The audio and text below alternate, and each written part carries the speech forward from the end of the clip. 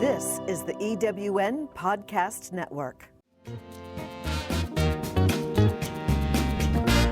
Hello, it's Kathy Worthington. And Mary Elkins. We are excited to announce that we are finishing up Season 4 of our Late Boomers podcast. Over the last 4 years, we brought you over 200 fantastic interviews with guests from across the globe. We are looking forward to a great Season 5, starting soon. Thank you for being our loyal listeners and subscribers and viewers, and stay tuned for a fun Season 5.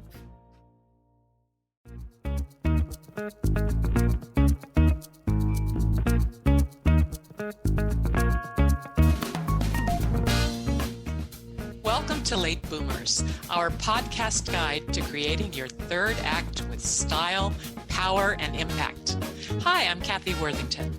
And I'm Mary Elkins. Join us as we bring you conversations with successful entrepreneurs, entertainers, and people with vision who are making a difference in the world.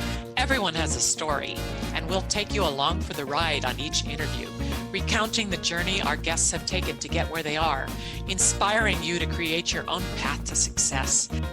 Let's get started. Hello, I'm Kathy Worthington. Welcome to Late Boomers. Today, our special guest is Mitch Carson, a celebrated professional speaker and marketing guru, and he's been a radio host who has spoken on stages in 63 countries and produced over 2,000 live events in 19 countries. He's been a home shopping network pitchman, and those he's worked with say he knows how to sell anything, anywhere, and create a unique message around any product, person, or event. And I'm Mary Elkins. Mitch has self-published several books, including The Silent Salesman, which was translated into German and sold more than 16,000 copies. And for our YouTube audience, he just picked up his book and showed everybody the cover.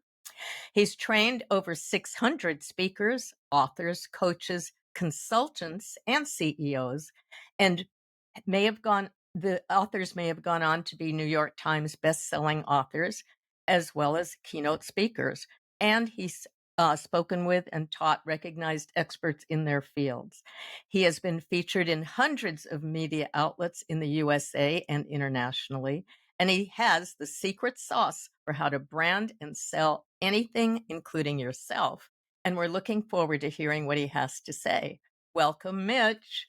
Well, thank you for having me. And it was a great prequel to understand that you were all from the same hood and went to our respective universities. And we went to high school at the same high school, Mary, which was quite unique. Possibly That's quite a different unique time. in the Yeah. world of Yeah. podcasts and Yeah, people. well, we went to the same high school and the same college. Yes, we did. That's unusual. Yeah, So yeah. here we are. Talk about creating rapport quickly right out of the gate. This is good. And I even shared that I had hair transplants. I'm not ashamed of it. I celebrate it. Yeah. And Oh, he looks, good.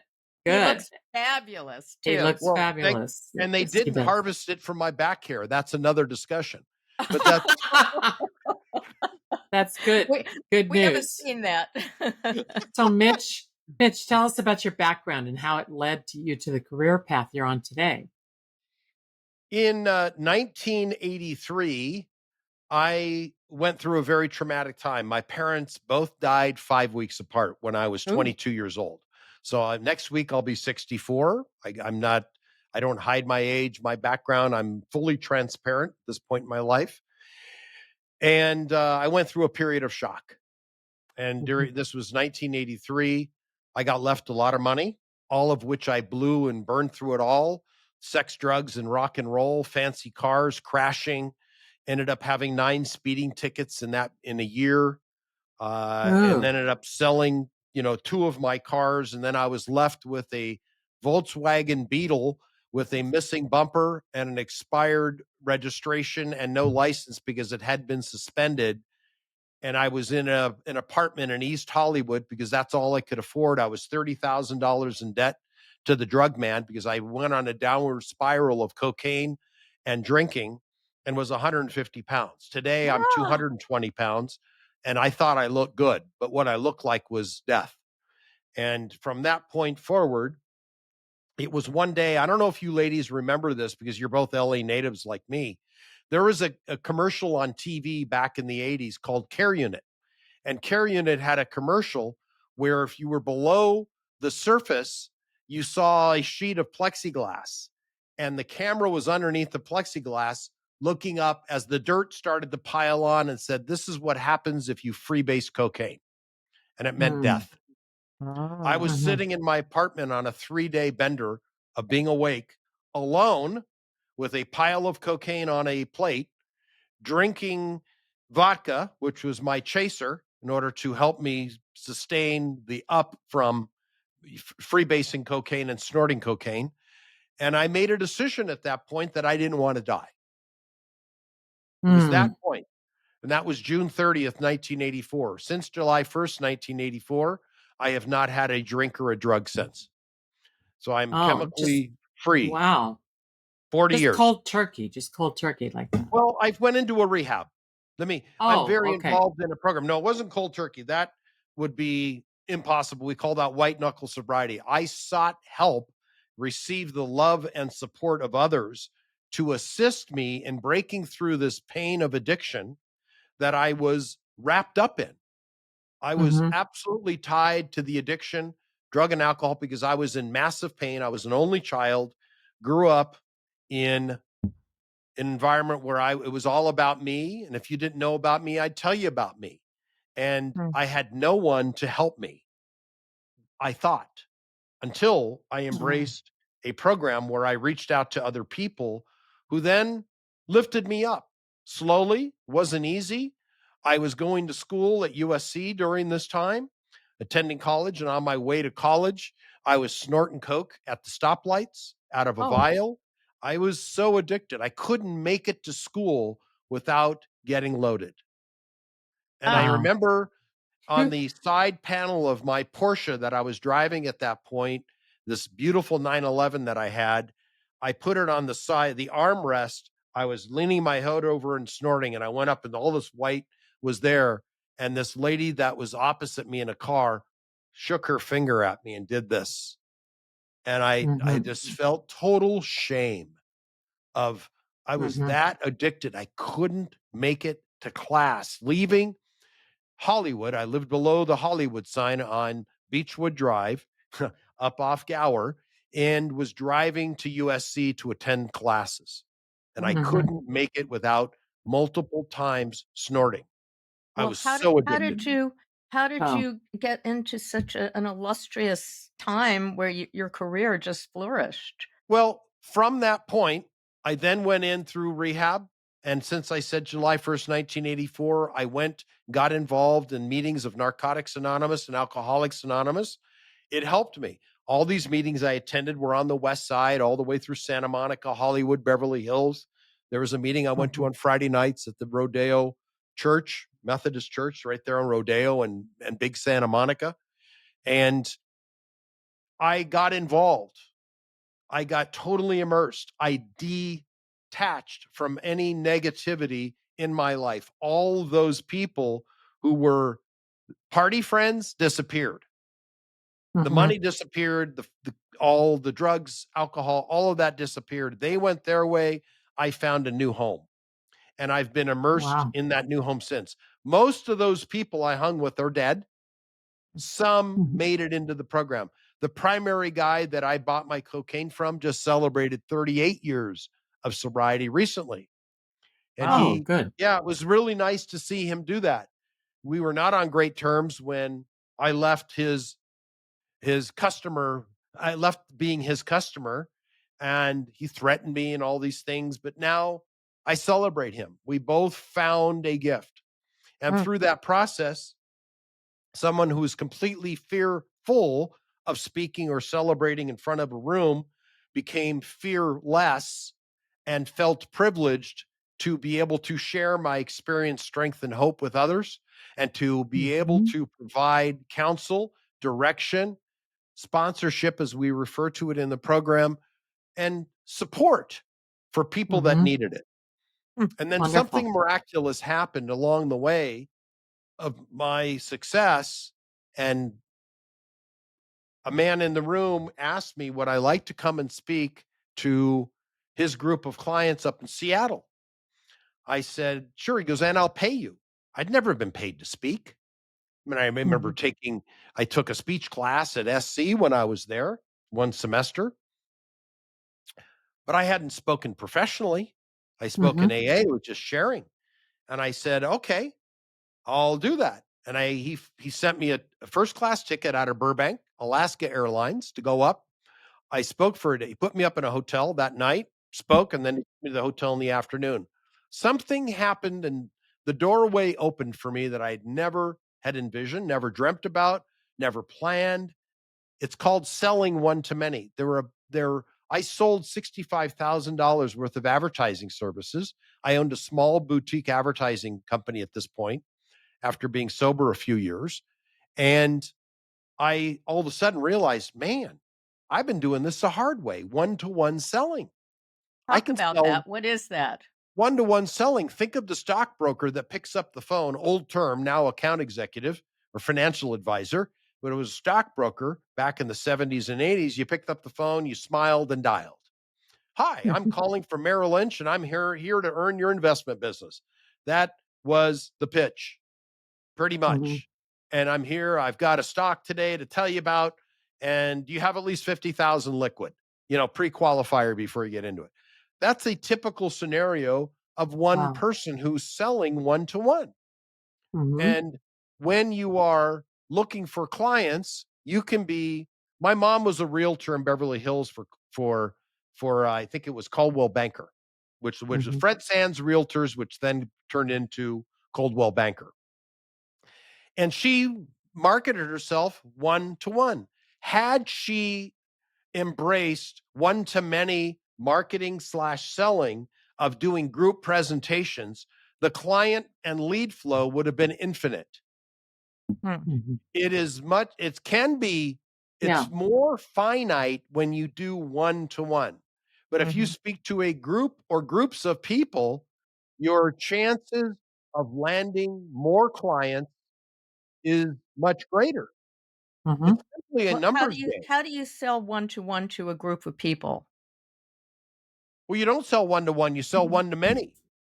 That's what I'm saying. So one-to-many. So, for example, if I were a financial advisor today, if I decided to go in and become a financial advisor, I wouldn't pick up the phone and smile and dial. No way. I know the power of speech and presentation one-to-many. When I sold products on Home Shopping Network in the 90s, I sold 1 to 5 million households that were live on the phone, on the TV watching. So and it was largely females that were in the audience, would pick up the phone and dial the 800 number and order over the phone, and they would take their credit card. There was no internet back then. It was pick up the phone and call. Sure. Yeah, they took it. Yeah. So if I were a financial advisor today, for example, I would put on public seminars, the 7 myths dispelled on where you should invest your money after retirement, because the money I would want as a financial advisor, people of my generation, the baby boomers from 1946 through 1964, they have the money. We have the money of our generation. That's where the money is. It's not Gen Zers and all these kids with their thumbs on phones. They imagine to have that, but we still have the money. I would go after the market. The old adage is a tried and true principle, is you sell to a starving crowd with money, with the capacity to pay and procure your services. Well, you Mitch, how do you build and brand yourself when you want to get a speaking gig, and how do you maintain a strong personal brand in business and as a speaker? Okay, great question. I'll answer that comprehensively because I know it real well. Think of a peacock. The peacock, the male peacock, has a great plumage. How he scores a mate is based on how beautiful his feathers are. So imagine the plumage. I'll make it unisex for purposes of example and metaphor. You have this big plumage. You have all these feathers have no color at this point. Feather number one of the most critical for a speaker, if you want to be a professional speaker, one that makes and gets compensated for speaking, that's a pro, someone that makes money at it, got to have a book. This was my first self-published book. Then I have another book. Those are 2 feathers. I have 18 books in total, but I would put these books as proof assets, feathers that are beautiful, colored, oiled up on one set of my feathers. On the other set of feathers, since I've been covered in the Wall Street Journal, I would put that logo. Since I've been covered in the Sydney Morning Herald, I would put that logo. I've been covered on Reuters TV, Fox TV, ABC, NBC, CBS, had my own show on CNN in the Philippines. All of those logos would also be covered here. Any print publications, any speaking spots of notable stages, I might put there as well. Testimonials from well-known authors or celebrities, people that I've shared the stage with, I might place their photos. I've got a comprehensive, extensive plumage of feathers that I can peacock to promoters and earn more media. Because people ask me all the time, when do I stop publicizing? The answer is the N word. Never. Never. Yeah, right. Keep Well, that rolling, because yesterday's press is good. Today's press is better. yeah, you've achieved some major success in international markets. So Yes, what do I you have. need? What do you need to know to become an international speaker? You do it. You hook up with somebody Yeah. like me that produces events internationally. I mean, this is something I did a lot during the pandemic. I lived over in Asia and I ran events between Japan and Dubai. I ran 7 major events in Dubai, 18 in Japan, in Tokyo, probably 70 or 80 in Singapore and in Malaysia, Thailand. So I created these events, and then I ran about 200 events in Australia back in 2006 and 7. You simply go and do it. You first start out as a speaker, then you realize, okay, there's the business side to this. I can certainly be the hired talent that comes in, albeit a keynote speaker or a platform pitchman. And you can also work as an MC, but the person who gets hired has the most feathers. Who's got all the credibility? Do you want to hire?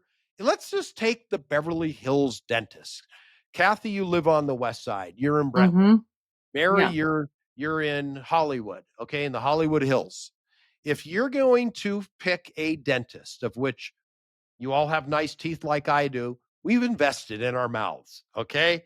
Do we go to the dentist that's in the Wilshire district near Western? No way, Jose. I'm not letting that dentist operate on my teeth. I'm going to Brentwood, going to Beverly Hills for my dentist, because I want to associate with Tiffany packaging and a Tiffany quality dentist, someone that has blue and white paper around him or her, who's gone to the right school, either UCLA or USC dentistry, or maybe Loma Linda, possibly, if they're celebrating and they've got the right placards on the wall saying that they are the best dentist. They're one of the top 25 dentists in LA. And I'm bringing it back home, of which we can all relate to. But my dentist, when I lived in Los Angeles, was in Brentwood. He was on Wilshire and Bundy in a medical building. Was he more expensive than the guy that was at Wilshire and Western? Probably. And the furniture in the office reflected it. Do I want to sit in a wicker chair or a plastic folding chair? And do I also think that I'm going to get plastic polyester pant service out of the guy on Wilshire and Western? Or am I going to get the Fendi pants and Gucci loafer service of Dr. Goldberg that's in Brentwood, who went to USC dentistry? My dentists are women who went to USC. Okay, fine. I didn't say the Mine's man. in Brentwood. Okay, there you go. Mine was in Brentwood. The guy I went to for years was Mine's on a Salmon woman. City. Okay, I don't care about their sex or gender, or whether they're cisgender, this gender, that. I don't care.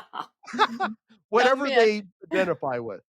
So, Mitch, Social media is so important these days. What It is. sites are essential to being well branded? Good, you're asking smart questions. I'll answer it through a story, an example, and a very strong learning experience. I had 38 speakers that wanted to speak at my event in Dubai. It was called Speak in Dubai. This is about 8 years ago. 35 of those speakers then traveled with me over to Bahrain to speak in front of the largest crowd at the University of Bahrain. Mhm. 17 of those speakers did not have fully developed LinkedIn profiles, meaning all-star status. They did not have it filled out. All the fields were not populated properly.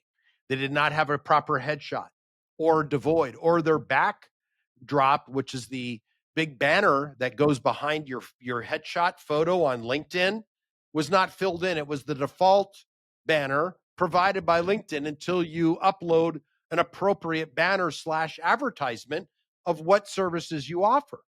17 of these speakers killed the sponsorship I was going to receive from the Bahrainian government of $8,000, which would have covered all the food and room costs, which were associated with the one-day event.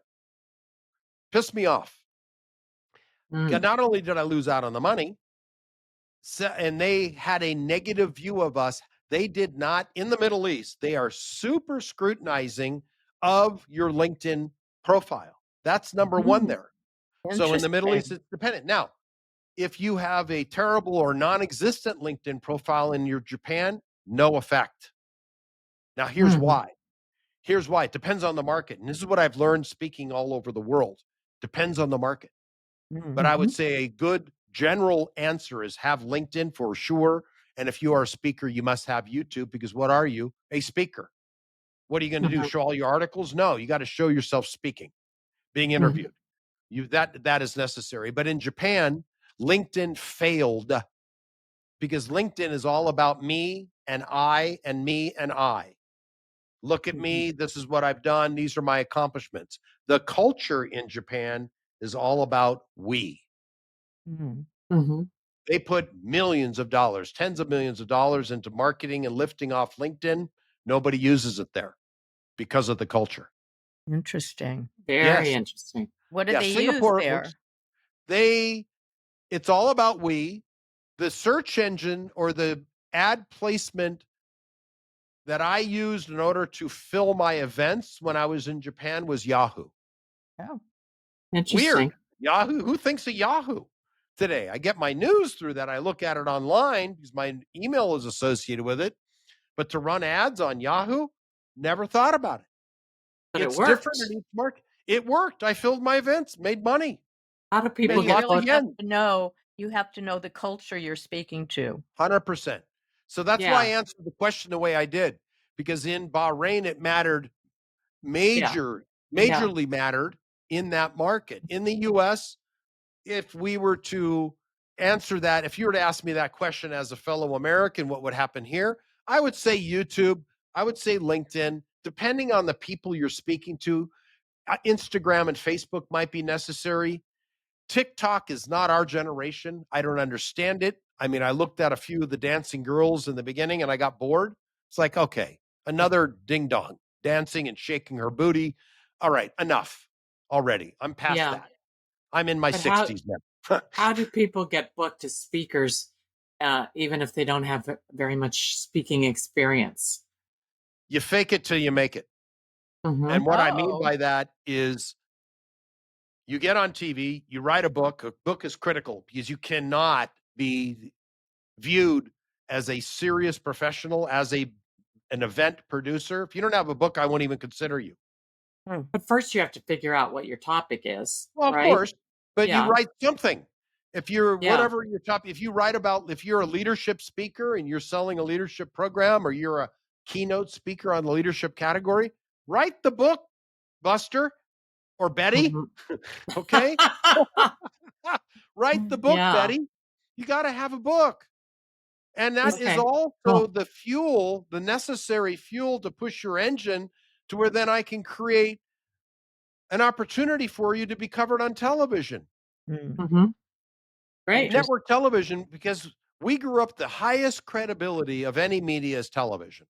Mhm. Podcasts are great. We're all, let's just say, in our age group of I'm sorry, let me turn this off. Sorry, I don't understand. Yeah, you do. It is all important for television, radio. We grew up with that. Today, social media, as you ladies brought up, is totally important. Got to embrace it. Podcast is a new platform. We're all on a podcast today. It took me a while to get over my snobbery of, I'm not going to do a podcast. Why would I do that? I'm a trained journalist and Mhm. I'm a television personality. Why would I do this? I'd be crazy not to today. It's where a lot of people choose to consume their information. And the beauty of podcasts, you think about it at a primal level. Who is it that spoke into our ear when we were infants, toddlers, all the way up until, Mom, stop talking in my ear? Oh, I just gave away the I knew the Right, answer. right. It's yeah, of course okay. you did. We're all, yeah, you knew the answer. I know the answer. Talk Yeah, about it. of It's course, the of most course. trusted. The audio input is the most trusted input that we experience. We tend to Mm. distrust more visual. It's the audio that makes sense. We can interpret better because our moms talked in our ears. Mm. It's a trusted platform of communication. People consume podcasts at a much higher rate. So Yeah. even my clients now that I'm running a speaking training in Singapore in November, I'm running 2 particular events over there for it because there's such demand.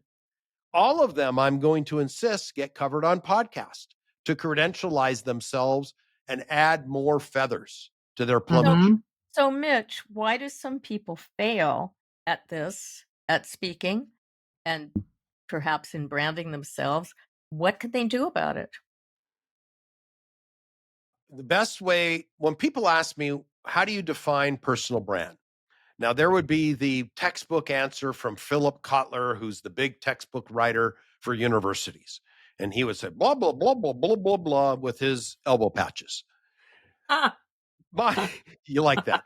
My Yeah, it's a great image. professorial, yes. We grew up with that, and a pipe.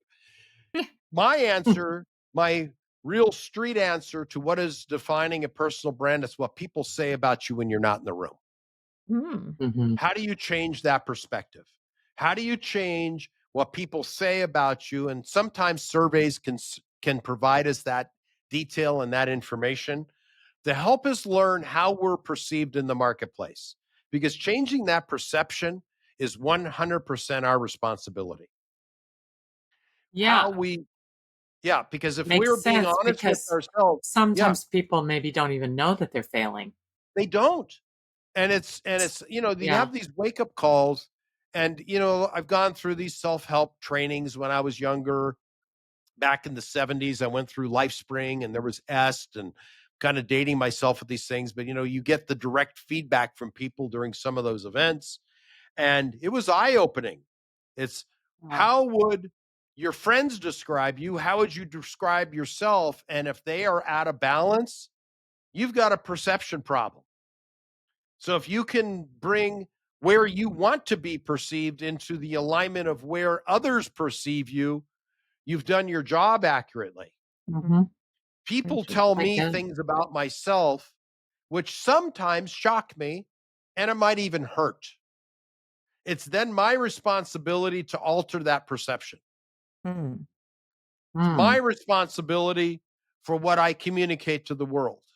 It's my responsibility if I go to the doctor, because I just did a podcast earlier about this. I go to the doctor and my appointment's at 10:30 and the doctor finally sees me at 11:15. I'm going to scold him because I'm going to say to the doctor, look, he may have a big ego or she may have a big ego. I'm going to say my time is just as valuable as yours, and I probably make more money than you. And so I should send you a bill. Oh And you should dear. see the shock. Well, I've said it to more than one doctor. Well, I've never been talked to that way. And I said, well, I'm Dr. Smith. And I'm master's degree Mitch. And I'm going to tell you exactly how I feel because my time is not less valuable than yours. It's not more valuable, but I charge more than you. You've just made me lose 45 minutes of my life, which is Yeah. irreplaceable. Well, Now, that may not be nice and maybe rub people the wrong way who are doctors that are listening to this. And I say tough stuff. Yeah, okay. How do we recognize the qualities in ourselves or in our business that make us different than others in our space? And for instance, with our podcast, we'll throw this personal thing in. Oh, how do you guys? I love the fact that you're LA natives. You live Mhm. in LA. You've survived the falsehoods, and now you've come into the alignment of sincerity and clarity with your lives. You went from Gucci Uchi to Uncle Louis the Vuitton, and now you're in the space. You've obviously seen everything, the same stuff I saw growing up. We're all from the same environment. Now you see with clarity what's real and what's not. Why I could not live in LA again, and you folks have survived it and decided to stay there. And I respect that. It just wouldn't fit for me anymore after what I've seen living overseas. And Mhm. that's a personal choice. Could I live there? Yes. I know LA like the back of my hand. I know everything about it. I can drive but there. how do you recognize the qualities in yourself, or do you really need to rely on what other people think about you? I think it's a blend of both, Mary. I think Mm. part of it is you get earnest feedback from people that love you enough to give you honest feedback. I would imagine the relationship between the two of you, however long it is, or I don't Long. know. Okay, you It's got a lot of long. years. Okay, you got a long background. I think there's probably enough love, respect, and support of each other at this point in your lives to be honest with each other, to risk hurting the other person to help her. If I'm Mhm. to assume correctly, because you're both obviously educated, smart ladies who speak from the heart and have spoken honestly. And I guess, and I'm curious what the answer is, are you willing to risk hurting each other so in order to help each other? Mm. And what about a business? A business is it's important for you to get that feedback, to get the hurt feelings from your clients who will give you blind feedback to learn from. So you don't know who Mhm. it came from. Do nothing to identify who gives you this feedback because there's no growth unless you experience pain first. Mm. Mm. That's harsh. We It hate is that. harsh. Well, and that's just my opinion. You're asking my opinion. I'm willing to be Yeah. wrong. Yeah, Yeah, I'm yeah, willing to be yeah. wrong. Well, okay. The short answer, no pain, no gain. We've heard that. That comes from Arnold years ago. You remember Arnold Schwarzenegger? Yeah. No pain, Yeah. no gain. You got to push through the discomfort. I won't even call it pain. We'll lighten the word. Discomfort of change, the Mhm. discomfort of leaving familiarity and comfort to doing something that might be uncomfortable, getting out of what you used to do, trying something different and seeing if it works. You can always go back to the way you were, Yeah. but Mhm. stretching that rubber band because it never goes back to its original shape. But So then how do pain is a you harsh word, Mary. but Okay. then how do you find the spot that makes you different from others in your space? Everybody's got a unique thumbprint on that which we can agree. Okay. One of the greatest differentiators is we've got unique fingerprints, we've got unique DNA. We share some of it with our parents and siblings, possibly cousins. A book is yours. I'm going back to the basics here. I Mm. believe in the basics. If you've written a book, that unique thumbprint is yours.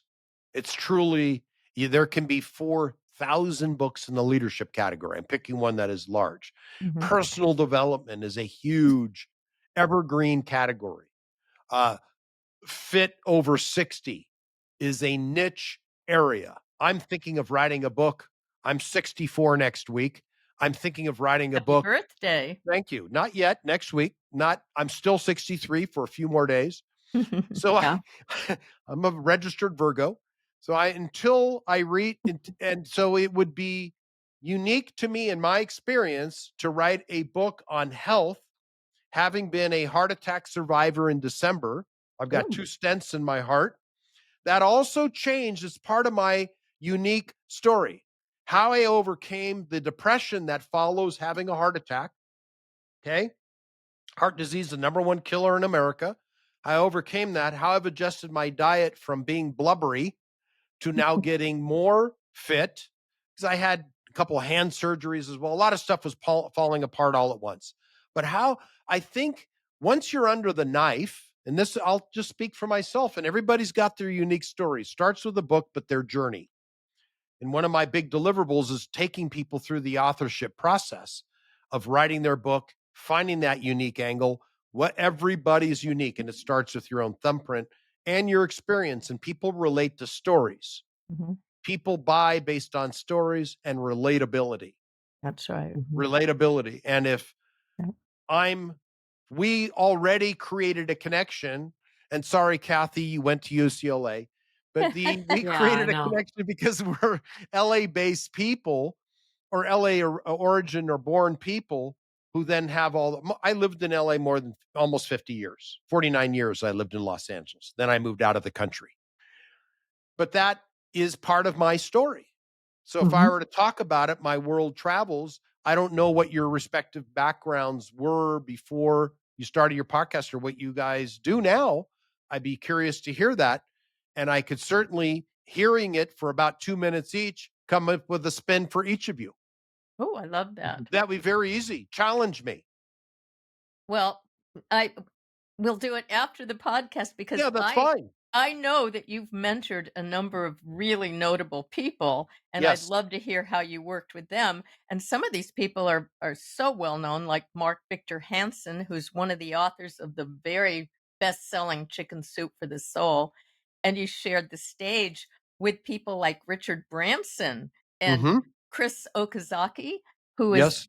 known as the Tony Robbins of Japan, and also members of royal families from Asia, Malaysia, Bahrain, Oman.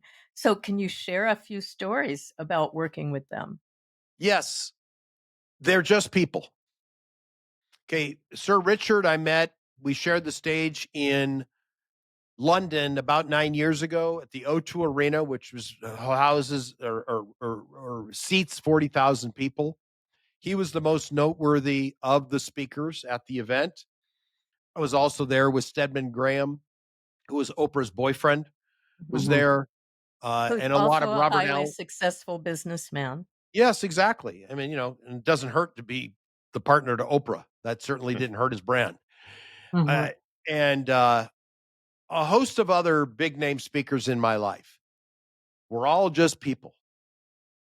Those people, how they're different than, let's say, the rest of us who are super, super high level. Mark, I know quite well. He's spoken on my platforms and I've spoken on his events in LA. He had mega marketing events back in the early 2000s, and I spoke on those, at the Wyndham Hotel at LAX over on Century Boulevard. And Mark's a great guy. Jack Canfield is a really nice guy. I shared the stage with him also, his partner. I don't know him as well, but Mark I knew quite well at one point. I was also going to bring him to speak on my stages in Australia. Mr. Positive, loves to wow a crowd. He's an excellent, likable person, speaker, prolific author, but he doesn't write a word. Mm. He's a great marketer. He and Jack are great marketers. The Chicken Soup for the Soul series is other stories of other people under the brand of Chicken Soup for the Soul, which they sold, by the way. They no longer own it. But that brand Oh. has sold 600 million copies worldwide and still utilizes their names. And they write not one word. Mm. Yeah. And they have done Wild. super well. Now, the Yeah. royal family people, I can't name who they are. They're insecure about their backgrounds Oh. and they have to speak. and want to get out there and do this, and they're afraid because of the label that they're wearing. They've worn that their whole lives, is this label. Very few royals that I have come in contact with, and I don't have big contacts. I've met many over the years. Most of them are that want to steer away from their background. They don't want to embrace it and live in it. I mean, the king of Thailand presently got there because by birthright. He is not visible at all. He's got $40 billion and he loves to live his life on his own terms, rarely provides public appearances. Whereas I think the royals in England, if you want to follow all this, they're different. They're probably the most exposed royals in the world, or at least the most visible. Here we have Kamala Harris and Donald Trump, which would be our version of the experience. So they I'm sure at one time, maybe Donald didn't. He probably had confidence to speak his whole life. He's a unique individual. And I shared the stage with him once when he was only known as the Donald. This is probably 25 years ago in Florida. He came in on a helicopter, spoke, turned around, got on his helicopter and left. Never shook his hand, didn't get a chance to meet him, but we were on the same stage together. But we're all people. When we're in the green room together, we're just people. Some are more successful than others simply because they got comfortable in their role, because they believed they deserved. They believed they deserved. When I started writing books, my income went up multiple folds. Why? Because I felt and believed I deserved. I had ticked the right boxes. I had spoken on the right stages. I had the media feathers, so my personal expectations that existed between my right ear and the left ear, I felt I deserved. Speaking of media, share with us how to get booked on major media outlets and share a few strategies for getting featured with them. Okay. Number one is write a book. I've already talked about that. No need to cover that. Embrace the media calendar. And I'll be happy to send you a copy of that, which you can then share with your listeners later. I've created a media calendar for America because it varies based on country. Canada's a little bit different, which shows each month what the themes are related to the media, what they're looking for, so they can editorialize you. Oh, that's great. Yeah. So for example, in April, I had 3 ladies that came out, were African American, who came out for Black Women's History Month. Wasn't white women's history, it's Black women history. And I'm saying Black, and I'm not going to get in trouble by saying that because that's the labeling. And I got them very easily positioned on television here in Las Vegas, piggybacking on the media calendar. You would also have back to school, which is going on right now. If you've got something back to school related, you could probably use that as traction to get on TV. Now, piggybacking on a trend, anything AI will garner attention more than anything that doesn't have AI. It's still newsworthy. Be interesting so the news department is interested in you. Are you interesting? So they will be interested in looking at your message. They get hundreds of pitches every day. How do you stand out? Piggybacking, be an author, piggyback on a trend, or jack the news. News jacking. Well, meaning you're, again, piggybacking on a news cycle. When 9/11 happened, I came up with toilet paper with Osama bin Laden's face on it. And that was in order to wipe out terrorism and put his face exactly where it belongs, on my buttocks. And it's funny, but yeah, it's funny, but it was timely. And then the proceeds went to the American Red Cross. That was my angle. When that happened in 9/11, I was 41 years old, formerly married, and I was watching what happened with the 2 towers, like every other shocked American at this point. And I was standing there with my then wife and said, I think I'm going to enlist in the Marine Corps. At least I'll be an officer because I have a master's degree. And she said, you're too old. I said, we'll see. Sure enough, she was right. I said, well, ouch, that hurt. It was so accurate Yeah. and Yeah. honest. Well, what did I do? Mitch, what would you like our audience to have as a takeaway today? Give us some advice. If you have an idea in you, turn that idea into a reality. Act on it. If you believe that you have something that is worthy of media attention, act on it. And there's no harm if it's something that you want to get on network television and are willing to invest in yourself. I don't do this for free. Reach out to me in the link that I shared, getinterviewedguaranteed.com/meet with Mitch. That's my pitch. Meet with Mitch. Oh, and take your dreams from the category or classification of dream into reality. Realize it so you can feel like you accomplished. I love that. I love that. Very Thank good. you so much, Mitch. Thank you, ladies. Our guest today on Late Boomers has been Mitch Carson. He's a celebrated professional speaker, radio host, and he has given us pointers on how to brand, market, and sell anything, including yourself, and craft a unique message around it. You can reach Mitch on his website, mitchcarson.com. That's MITCHCARSON.com. And if you'd like to connect directly with him, Mitch, would you repeat again how our audience can get a one-to-one with you? Yes, getinterviewedguaranteed.com/meet with Mitch. That's the direct link. You've got to use the whole URL, getinterviewedguaranteed.com/meet with Mitch. Thank you. Excellent. Thank you again. It's been great. It has been. Thank you, ladies. And we want to thank our listeners for subscribing to our Late Boomers podcast and checking us out on YouTube and recommending us to your friends. We appreciate you, and we'd love to have you give us a 5-star review. And we want to hear about your experiences with Late Boomers and what gets you inspired.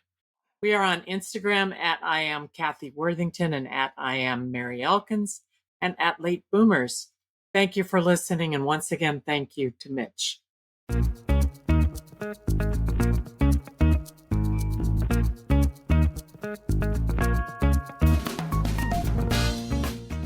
Thank you for joining us on Late Boomers, the podcast that is your guide to creating a third act with style, power, and impact.